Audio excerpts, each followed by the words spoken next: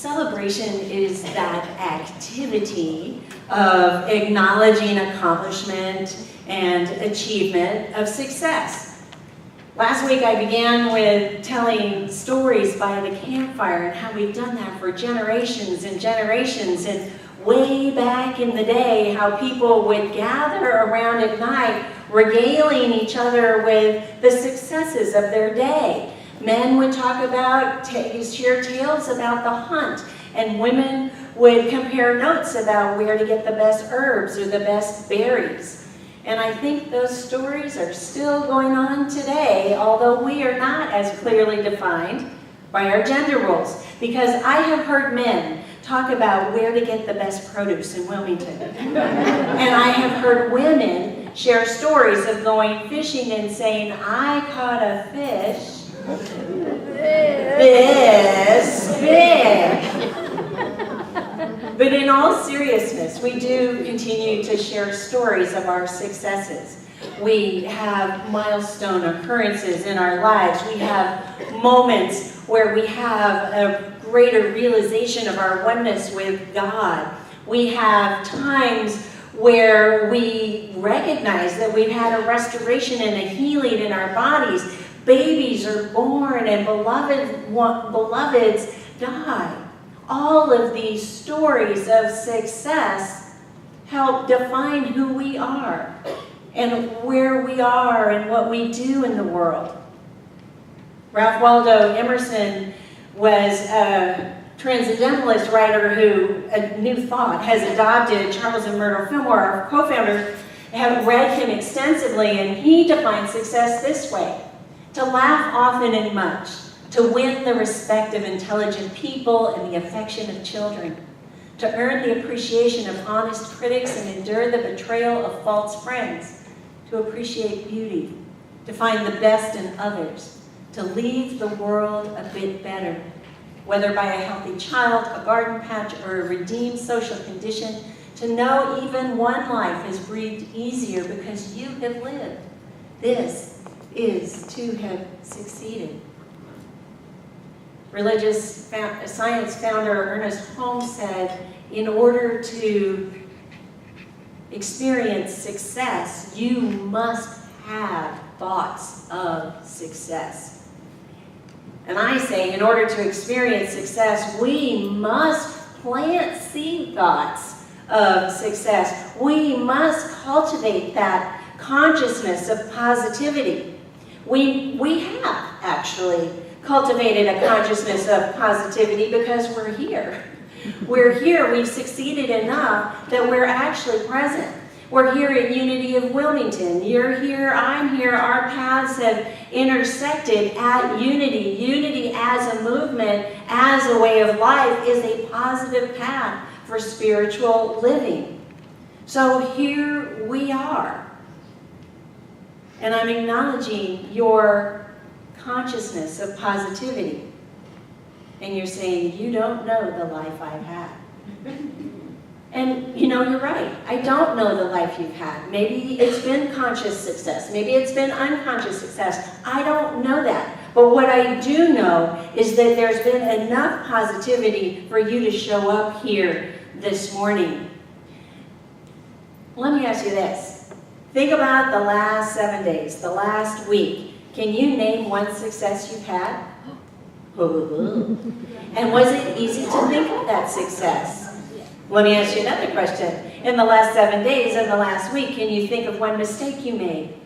Oh yeah, and which was easier to think about?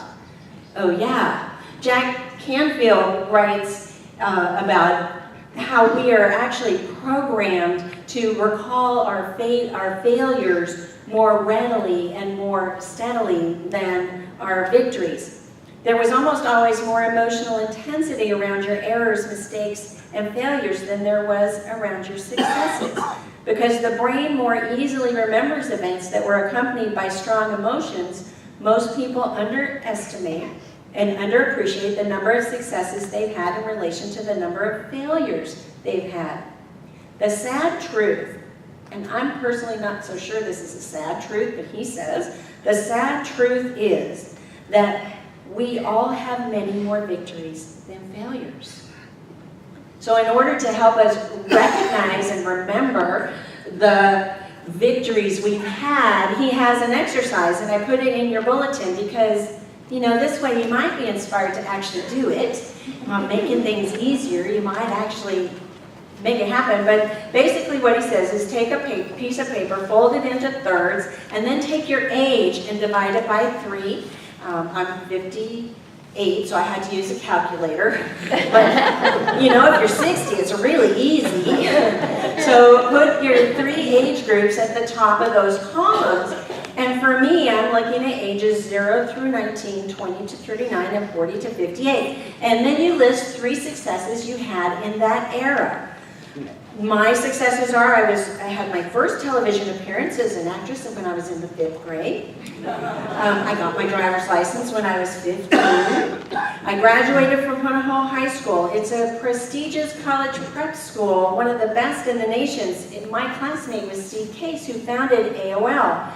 Another one of my colleagues, fellow alumni, graduated 3 years after me, was Barack Obama. I mean, this is like, it was a big deal to graduate from Punahou, okay? I'm just saying. So in my next trimester, then my accomplishments were that I graduated top 10 from my class at business school. I birthed 2 amazing children, and I was the 2nd youngest president of the Junior League of Honolulu. I just missed being the youngest by a year, but I was president. Okay, I wrote it down. Then the following trimester, 40 through 58, the first thing I wrote down was I sailed across the Molokai Channel in a 33-foot sailboat. Not only did I make it across, I made it back. That's an accomplishment. Open ocean, deep water. Oh my God, wind coming from 4 different directions in the current. Number 2, ordained as a Unity minister, and number 3, being hired by Unity of Wilmington. These are accomplishments. So,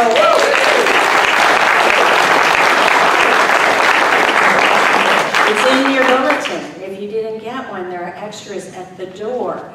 It wasn't so hard for me to do once I actually put pencil to paper. It was harder to stew about it first, but once I started to do it, I could write those things down. Now, Nikki's going to ask you a little bit later what you would have had on your list, so just put that aside. You'll have an opportunity to share. But in the meantime, here's a way to cement it in your consciousness, to cement that consciousness of positivity in your life. On the other side, there's 60 blank lines. 60 blank lines for you to list some of the successes that you've had in your life. And I'll give you 5 to get you started. Number 1, you were born. Number 2, you learned how to sit up. Number 3, you learned how to crawl. Number 4, you learned how to walk. And number 5, you learned how to talk. So boom, there you go. 5 successes. And why is this list important? Because we have people and events that are negative in our lives. And have you ever noticed that some of the people who are negative in our lives are complainers? They're complainers. And what do they complain about? Well, all kinds of things. And do they really want a solution to their problem? No. They want to drag you into their indignity and their injustice of how things are. I sometimes liken being around complainers, being around somebody who smokes when you're not a smoker yourself. It's like getting secondhand smoke. That secondhand smoke goes into your cells. It affects your body. Negativity is bad for the brain. If you're around somebody who complains all the time, you're actually damaging your brain. You are getting that secondhand negativity from someone else, even if you're trying to passively listen.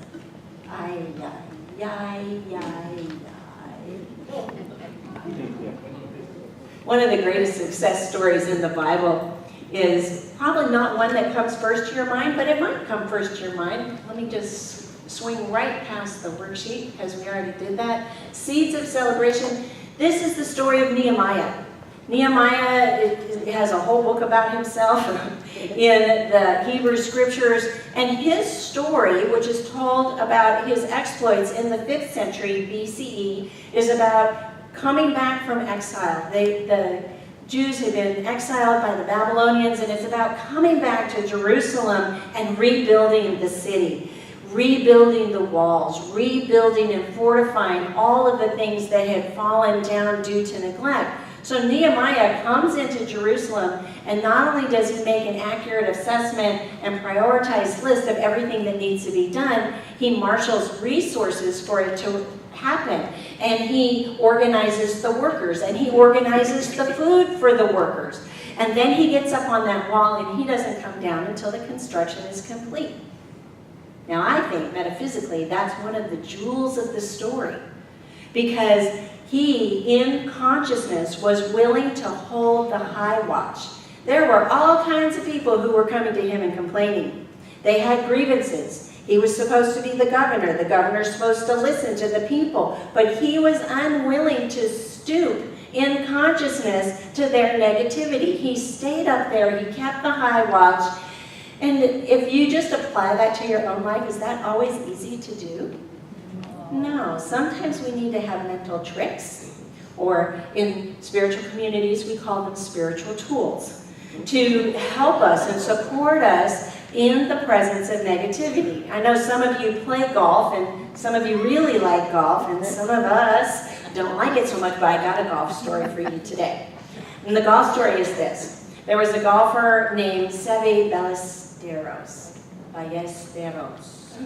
He was from Spain, and he was in a tournament playing against Jack Nicklaus. Now the crowd, this took place in the United States, and the crowd was very much for Jack Nicklaus. So anything Jack Nicklaus did, there were huge cheers in that very refined golfing viewer way that people do. But there was also a lot of negativity and dislike exhibited towards Ballesteros. So Ballesteros, what he did was he imagined a giant bell jar descending from the sky and coming right over and covering him to shield him from the negativity of the crowd.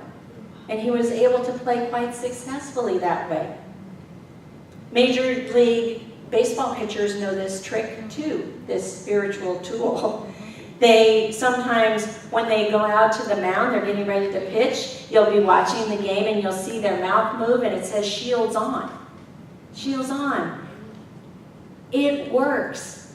Things like this actually work. So there Nehemiah is on the wall with his shields on, and when he finishes the construction, he doesn't consider his task finished. He doesn't consider his duty complete until he does this one last thing. Very spiritual practice. He invited the people to celebrate. Nehemiah 12:27 states, "At the dedication of the wall of Jerusalem, the Levites were sought out from where they lived and were brought to Jerusalem to celebrate joyfully the dedication with songs of thanksgiving and with the music of cymbals and harps and lyres." Celebrating, giving thanks and appreciation is a spiritual practice. It is a way to anchor and cement that consciousness of positivity in our minds and in our bodies. Celebration, thanksgiving, and appreciation is a spiritual law that we practice. And we call that law a number of different things. We call it the law of expansion. We call it the law of magnification. If you are a follower of Abraham Hicks, you call it the law of attraction. Because when we engage that law of celebration, we are practicing living in, amplifying, and magnifying, and expanding the goodness in our lives. We're magnifying it, we're making it bigger, and we're making a conscious choice to do so. Charles Fillmore says this: "Metaphysicians have discovered that words which express thanks, gratitude, and praise release fine energy, and their use is usually followed by effects so pronounced that they are quickly identified with the words that provoked them. Let your words of praise and thanksgiving be to spirit, and the increase will be even greater than when they are addressed to man. The resources of spirit are beyond our highest flight of imagination." Our highest flight of imagination. The story is told so often about the faith of a mustard seed. Imagine gratitude and celebration being that small and ending up on your list of 60. Because you chose. because you chose positivity over negativity, because you chose kindness over being mean, because you chose compassion over apathy, because you chose to have that positive. You chose to plant those seeds of success in your mind, in your heart, and in your body. Choosing is so powerful. And we can always choose the other way. If you think about the Dickens story of Scrooge, Scrooge chose the other way. He chose greed. And what he ended up with was a vision of a bleak future. Enron chose greed, and they ended up bankrupt. Bernard, I forgot it, that's not Bernard Maddow, thank you, who had the most sophisticated and the longest running Ponzi scheme of all time. He chose greed, and look where he is today. And if he lived that long, he is scheduled to have his 200th birthday in prison. Because he chose greed. And we always have a choice between positivity, nurturing and growing those seeds through celebration, or something else. Rabbi Abraham Joshua Heschel said, people of our time are losing the power of celebration. Instead of celebrating, we seek to be amused or entertained.